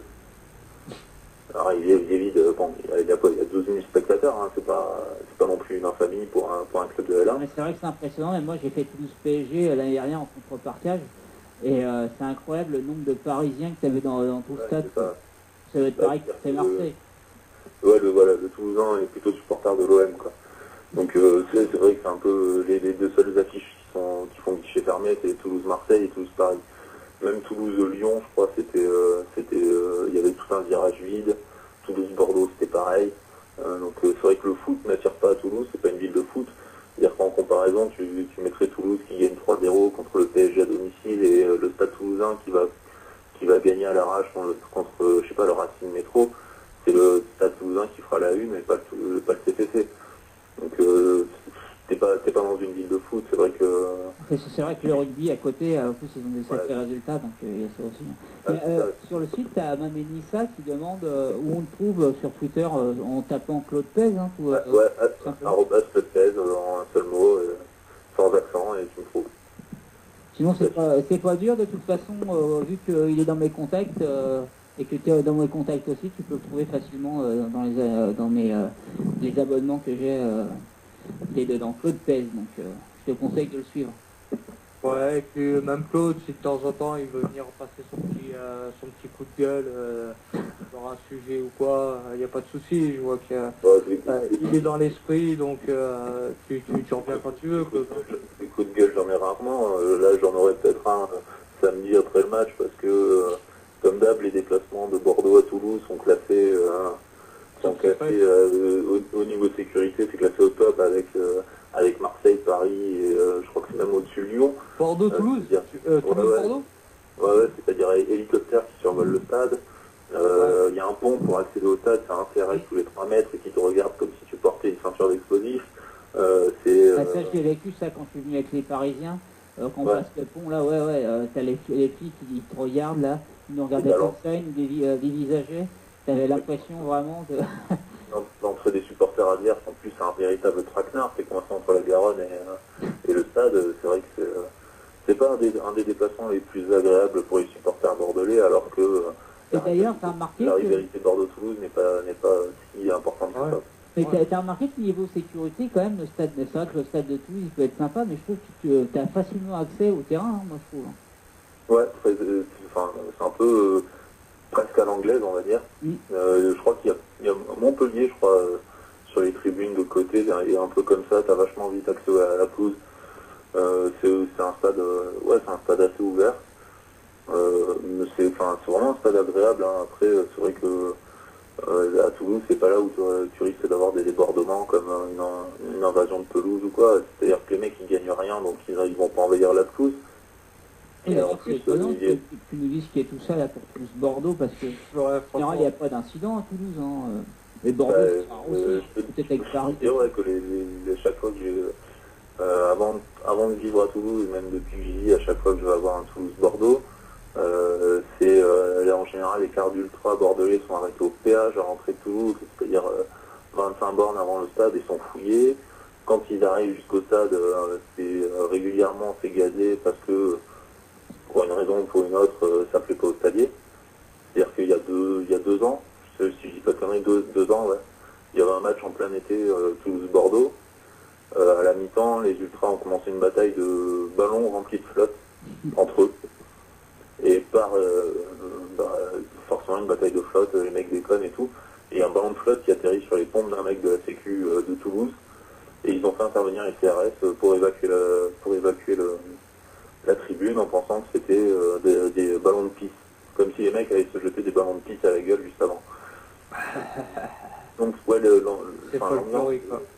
Ouais, l'ambiance à Toulouse, pour les Toulouse-Bordeaux, est assez bizarre. Ça. Ouais, j'aurais vu plus un Nantes-Bordeaux chaud, tu vois. Le seul incident que j'ai vu sur un Toulouse-Bordeaux depuis que je vais au stadium, c'est une fois, on passe chanter, moi je passe chanter juste à côté de l'entrée du parcage, et je discutais avec un pote à travers le grillage, lorsque je vois passer une quinzaine de CRS en courant, je me dis tiens, il y a peut-être des ultras qui sont approchés ou quoi. Non, c'était 2 Toulousains qui se mettaient sur la gueule. C'est le seul incident que j'ai vu depuis 5 ou 6 ans. Donc bon, on peut pas dire que ce soit un des matchs les plus tendus entre les supporters. Et pourtant, c'est classé, ouais. Et la préfecture, c'est le match, il est à 20h, à partir de 17h, t'as l'hélico qui fait le tour. Enfin, moi je comprends pas ça. Ambiance derby, en même temps, on avait reçu les Indians de Toulouse. Ils nous avaient dit qu'ils prenaient cher un petit peu au niveau de la sécurité dans leur stade. Hein. Ils sont pas des masses, mais ils sont assez tendus et ils sont sur eux pas mal de temps, quoi. Bah ouais, les Indians, c'est vrai que ils sont pas forcément des masses, ils essaient de mettre de l'ambiance et tout. Et c'est vrai que comme la plupart des groupes d'ultra, il suffit de 2-3 mecs un peu trop bourrés, un peu trop excités, ça part vite en vrille. Donc quand c'est 2-3 au milieu de 2000, c'est vite contenu. Quand c'est 2-3 au milieu de 400, 500 comme ils sont, c'est plus dur. Ouais, et encore, je sais pas s'ils sont 4 ou 500 les Indians, mais c'est vrai que... Ils arrivent même pas à remplir leur virage, donc c'est vrai qu'ils ont... Il n'y a rien qui est fait pour les aider non plus. Mais, ouais, voilà, c'est sûr. C'est qu'ils se battent aussi un petit peu de leur côté. Ce qui est bien, ce qui prouve que la passion est au-delà de tout. Hein. Donc ça c'est une bonne chose aussi. Donc on les salue aussi, hein, nos amis Indians Tolosa, hein, comme on dit là-bas. Mon ami Claude Pez, tu as des petits coucous à faire, t'as des petits messages à faire passer, des machins, vas-y, n'hésite pas. Moi je conseille, si jamais il y a des supporters bordelais qui habitent Paris, qui écoutent, essayez de contacter les Marinés Blancs Île-de-France, parce que c'est le genre d'assaut qui fait du bon boulot. Parce que ce serait bien qu'on les reçoive. Si justement, j'allais le dire, mais j'avais envoyé un mail justement pour... en vacances. Ouais, d'accord, qu'ils interviennent avec Claude et j'ai pas eu de réponse, donc... non, mais déjà, juste pour un exemple de ce qu'ils font, c'est que tous les dimanches matins, ils font un foot du côté de Choisy-le-Roi contre les autres. C'est toi, ça. En plus, dimanche matin. Tu l'avais pas dit, ça. C'est pour ça que le dimanche matin, il était pas là l'autre fois. Hein, tu vas où? Je vais au marché, bah ouais, je vais au marché. Ton adresse à l'antenne, ça ne peut pas donner mon numéro de téléphone aussi? Si, mais après. Non, ouais, c'est vrai que c'est marrant, le truc, je vais en parler parce que je dis, je suis en région parisienne, il me dit, ouais, il joue à Choisy et je lui ai dit, je vois bien où il joue, hein. Et non, j'avais proposé de les inviter, mais bon, déjà, peut-être qu'ils sont en vacances. Et je vais t'avouer qu'il y a beaucoup de personnes, même quand on arrive à trouver les mails des groupes de supporters, on a très peu de réponses, hein, franchement. Il faudra que je recontacte le président si j'arrive à le choper. Et, je leur dirai qu'ils sont invités. Mais c'est une asso sympa, c'est-à-dire que quand j'ai fait un déplacement avec eux, c'est ambiance bon enfant. Le plus jeune qui faisait le DEP, il avait 12 ou 13 ans, le plus il en avait 70 et quelques. C'est vraiment, il y a de tout. Faudrait y envoyer peut-être Gartier un jour dans ce genre de DEP, histoire qu'il voit que les ultras ne sont pas tous une horde de gens affamés, de gens assoiffés de sang.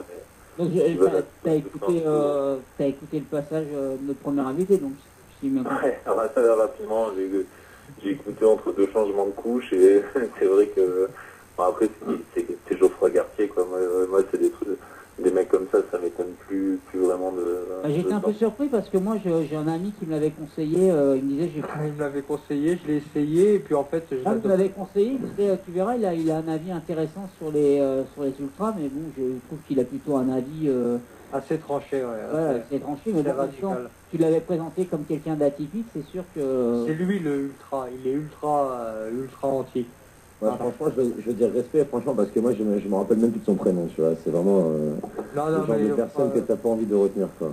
Non, mais c'est le genre de personnes qui sont les bienvenues à l'émission, parce que voilà, s'il faut Et un peu débattre... plus longtemps pour qu'on puisse répondre. Voilà, il faut au moins minimum 1 heure, histoire qu'on ait aussi notre répondant à nous.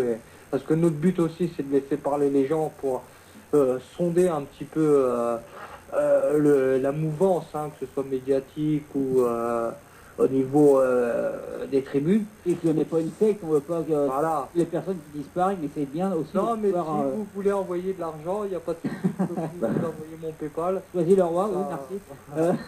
Je les donnerai aux Bordelais qui viennent jouer au foot. Je vais prendre un attaquant. Non, il est à chercher, toi. Non, mais c'est vrai que moi, c'est ce que j'expliquais. Quelqu'un en off m'a dit sur Facebook, c'est bien aussi, il a le droit d'avoir son avis. Je suis d'accord avec ça. Ce qui était frustrant, c'est qu'on n'a pas pu trop intervenir, pas assez, parce que déjà, on était plusieurs à vouloir en parler.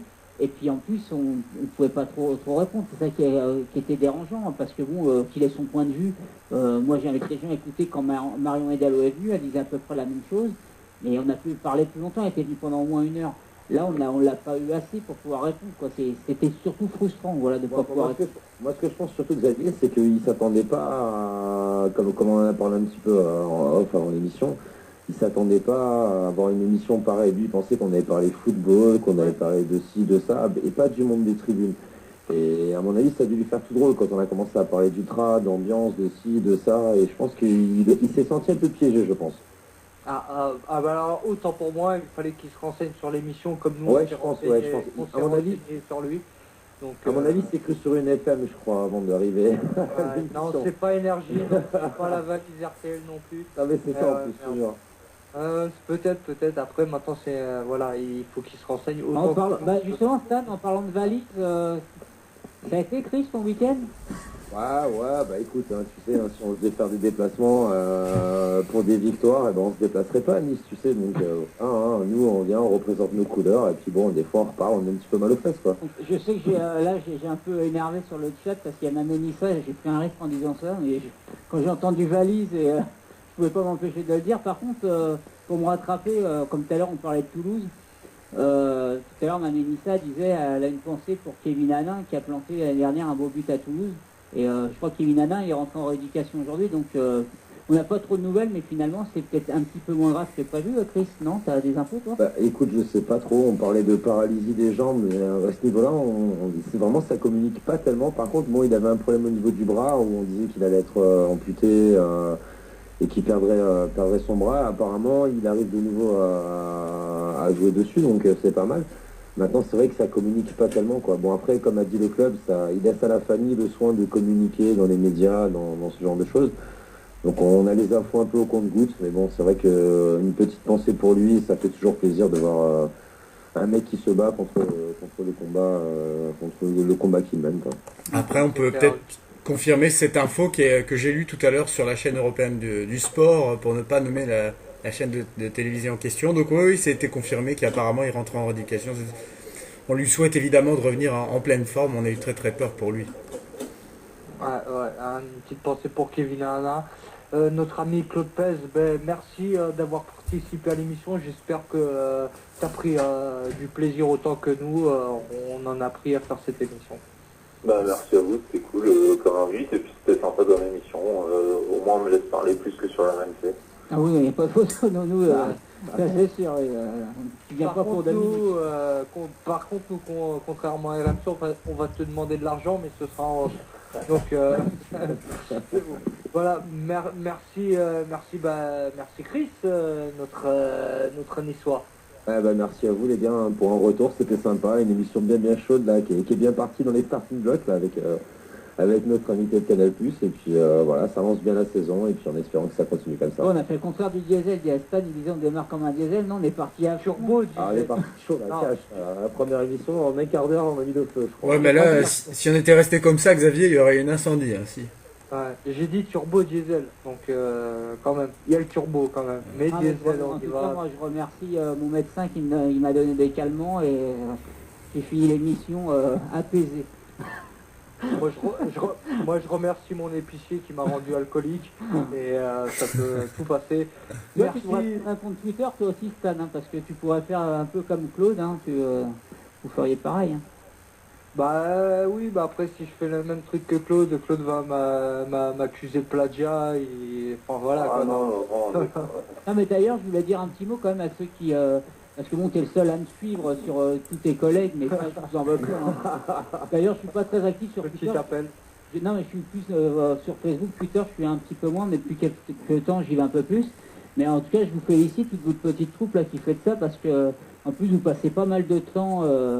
Bon, c'est une passion, mais vous passez pas mal de temps sur Twitter, et c'est vraiment sympa. Vous avez un avis sur tout, et je trouve que tout le petit groupe que vous avez, c'est sympa de vous suivre, et sachant vous ne prenez pas au sérieux, je pense que c'est bien de ne pas trop se prendre au sérieux non plus. Et moi Ouais, sur Twitter, excuse-moi. C'est pas sérieux. Non, voilà, c'est comme le dit Claude, moi sur Twitter j'y suis @StanRTS Radio. Les amis de Claude peuvent aussi participer dans une prochaine émission s'ils ont des trucs à dire sur leur club aussi, sachant qu'on donne la parole aussi bien sûr aux supporters, hein, et qui dit parle de football dit supporters aussi. Tu voudrais Christian Bourpif, toi. Tiens, pourquoi pas Claude s'en chargera peut-être. Si je peux me permettre, les gars, juste sur Twitter, bon, moi je suis pas dessus, je suis un petit peu ce qui se passe, l'actualité. Vous en pensez quoi de Jean-Michel Aulas là, qui s'acharne un petit peu sur Twitter? Ah, c'est un troll. Bah, Là, il répond à tout le monde, il répond à tout le monde. mais et des fois, c'est il bien répond ça, à des gens, c'est des bien trucs, ça. quoi, hein. Franchement, en ce moment, il est chaud le père Aulas là. Il répond pas à tout le monde. Ah, je sais pas, ouais. Il répond que quand t'as pas de répondant en face. Il répond au gamin de 15 ans qui va aller le pourrir, il répond au supporter stéphanois qui va l'insulter, mais il répond pas dès que ça argumente. Il est pas aussi agressif que ce qu'on pense. Ok, sympa d'avoir ton avis, parce que moi je suis pas du tout sur Twitter, et je lis pas mal de choses sur la toile, on va dire, sur Aulas et Twitter ces derniers temps, donc voilà. Excuse-moi, mais moi je ne suis pas vraiment Jean-Michel Aulas sur Twitter, à vrai dire. Non, mais bon, on va J'ai parler pas partout plus de en ce moment. Non, ouais, c'est vrai, ouais. Et d'ailleurs, j'ai vu sur Twitter récemment quelqu'un qui demandait, je pense pas que ce soit toi, Claude, c'est peut-être quelqu'un d'autre, je sais plus lequel, qui disait, est-ce que c'est une question, alors j'ai pas compris si c'était de la dérision ou si c'était une vraie question, est-ce que c'est vraiment Jean-Michel Aulas qui passe du temps à répondre sur Twitter, mais selon les médias, la plupart disent que c'est vraiment lui qui, bon, est-ce qu'il a une secrétaire ou pas? Il a son compte certifié, donc c'est-à-dire que Twitter a bien vérifié que c'était Jean-Michel Aulas qui avait le compte. Après, est-ce que c'est lui qui tweet? Je sais pas, parfois ça paraît tellement gros qu'on dirait que c'est son gamin de 15 ans qui tweet et qui est en mode ado prépubère à balancer des conneries. On sait pas, franchement. Des fois, tu trouves que ça vaut le si bas que ça, des fois? Ah bah il balance du LOL, il balance du VR, il a 15 ans quoi. C'est grave. Ouais, mais quand même, dans les propos quand même, quand tu lis un petit peu ce qui est écrit, je pense qu'il y a un petit peu du Aulas derrière. Bon, après Aulas, on connaît son caractère et son truc, mais moi perso, je pense que c'est lui. Ne soyons pas dégueulasses. Parfois c'est un peu comme le compte de Nadine Morano, quoi. Des fois on se demande si c'est un gamin qui est derrière. Et non. Ah oui, non, voilà. Non, c'est vraiment elle. Bah là, c'est pareil, c'est sûrement vraiment lui. Bah, tu diras, on parle de dérision, mais nous, on attaque de la dérision parce qu'on a fait faire l'émission aujourd'hui. Sans lui, l'émission n'aurait pas pu se faire. C'est un Belge. Hein. Alors, la veille d'un Belgique-France, en plus, faut pas avoir peur. Ouais, ça risque de chambrer demain soir. Ça risque de Pas chambrer sûr, une fois. pas sûr. Peut-être une fois, mais pas sûr. Ouais, en même temps, est-ce qu'il y a des gens qui suivent encore l'équipe de France? Bah, bien sûr que oui. Il y a, comment il s'appelle Clément, là, le supporter avec son coach. Il est super cool. Francis Lalanne, Francis Lalanne, Non, ne rentrons pas là-dessus. Je remercie notre ami Chris Lobel, une fois, Merci une d'avoir fois. pu faire en sorte que cette émission se passe dans de bonnes conditions quand même. Ah bah je te remercie toi pour ton invitation et ben sinon je remercie aussi tes nombreux invités. Moi je me suis vraiment régalé. Alors pour une émission de retour, c'était pas du tout, c'était plus turbo que diesel. Et donc donc je suis vraiment très très heureux. N'oubliez pas dimanche les amis, ce dimanche le terminus à 19h on reviendra sur l'actualité sportive, elle est très très chaude.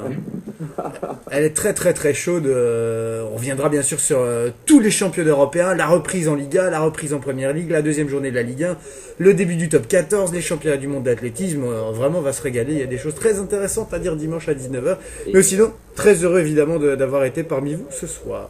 La nouvelle défaite de Nice, tu reviendras dessus aussi, samedi. Ouais, non, mais moi j'avais une question justement. Non, mais j'avais une question parce que justement notre ami belge, on a discuté un petit peu sur Facebook. Maintenant, tu en penses quoi alors de notre recrue Bruls? Alors Christian Bruls, je sais pas si c'était avec toi que j'en avais dit, mais je suis sceptique, je ne pense pas. D'ailleurs, je crois qu'il est le numéro 10, si j'ai bien lu l'info. Ouais, on m'a dit que c'était le Ribéry belge, je crois. Ouais, non, il a jamais... Alors, c'était un joueur qu'on a... Alors, Ribéry peut-être, parce que c'était un joueur qu'on attendait comme le grand talent côté belge. On lui reprochait une hygiène de vie qui était un petit peu limite. Il n'a pas explosé en Jupiler League. Maintenant, moi, j'espère pour lui qu'il va réussir. Il a du potentiel, il a du talent. Maintenant, je suis très sceptique. Je pense pas qu'il ait le niveau et je pense pas surtout qu'il ait le mental. Mais j'espère me tromper pour toi et pour lui. Ouais, Allez, on souhaite bonne chance à la Belgique. Et intéressant ce match de demain. Ouais. Et alors deux infos pour le match de demain. On pensait que les Belges allaient mettre leur équipe B avec des Mignolet, avec des Lukaku. Peut-être pas, puisqu'il y a déjà des noms des 1, 2, 3, 4, 5 premiers titulaires. Courtois, Compagnie, Alderweireld, Witzel. Grosse surprise, Pocognoli, puisque Vertonghen est blessé. Et côté français, là, par contre, il y a peut-être plus de changements. Les 3 premiers titulaires, c'est Kondogbia, Guilavogui et Abidal. Et tu es sans doute les premiers titulaires, là. Ça sort d'où Les mecs, vous parlez en off, il est 20h. Voilà. Non, mais c'est des infos foot, Stan, mais voilà, je suis... Non, en off, on s'aime pas en off. Ah, c'est vrai, en off, on se déteste, c'est vrai, merde. Allez-y, les mecs. Un gros kiss, Stan, merci de m'avoir invité. Non, c'était sympa, c'est vrai. Le dimanche, le Terminus Sport avec notre ami Chris le Belge, donc il reviendra, comme il a dit, sur toutes les journées de championnat. La première ligue qui reprend, il y aura beaucoup de choses à dire. Nous, on se retrouve la semaine prochaine, mais par contre, les amis, ce sera pas le mardi, ce sera le mercredi.